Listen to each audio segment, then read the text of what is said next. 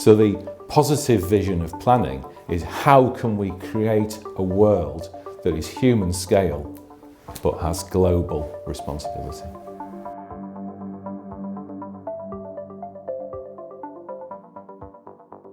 In many ways there are three kind of overlapping issues which I think are the major issues of the day. So we have climate change, which is our biggest existential threat.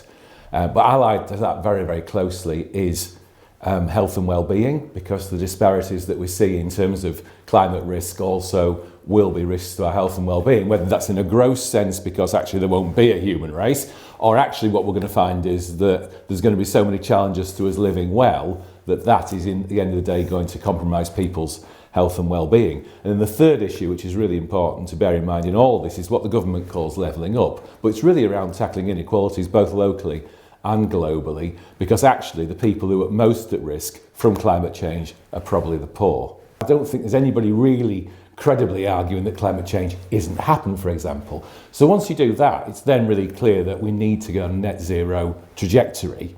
The language has changed from really being a cost to an investment, and I think we've got to keep that one going. So when the question's asked now, and this is our role as planners, when they say, okay, we're doing it, how do we do it?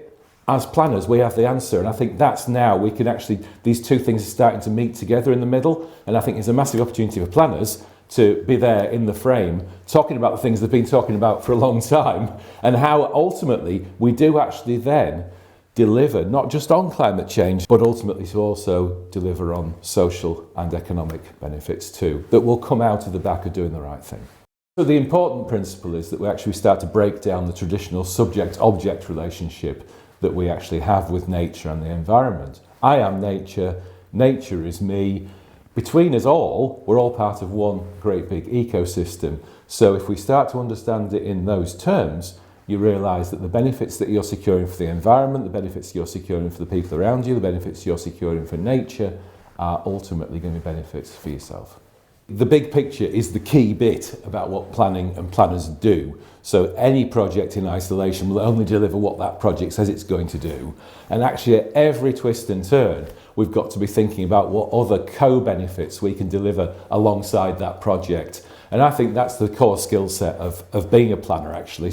If I talk to somebody who's a policy planner, they'll be writing out that vision. And well, actually the key part of any vision in terms of climate change, for example, we're putting the right thing in the right place, because we're spending a huge amount of time and energy travelling from place to place, so we have been traditionally, because we've put buildings in the wrong place. We've made things inaccessible, and the greenest building is the building that's in the right place, that you can walk to, you can cycle to, and it will be a delight on the way. So I think there's an emerging passion about place, which I think we need to catalyse on now as planners, and say, okay, how can we meet that ambition? How can we actually exceed that ambition to be somewhere where the test is, would I want my grandchildren to grow up here? We've got to think beyond ourselves, you know? So it's quite a difficult communication that we've got to get across, but I want to see that the next generation of planners, and the people who don't even know they want to be planners yet, will start to see the potential of what this role is. And it's really quite people-focused. Some people think it's a very technical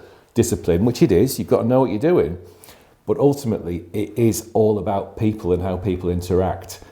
The best thing about being a planner, I think, really, for me, is that I'm involved in making the world a better place.